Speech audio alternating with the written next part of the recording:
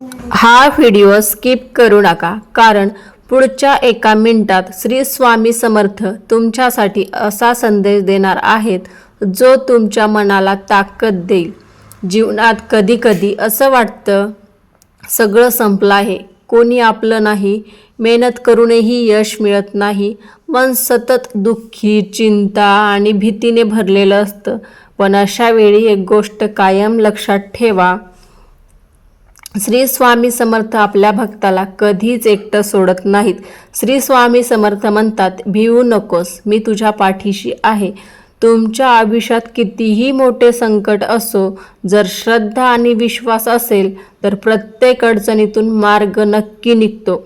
आज जे अश्रू आहेत ते उद्या आनंद बनतील. आज जी हार वाटत आहे ना, तीच उद्या तुमचं मोठं यश ठरेल.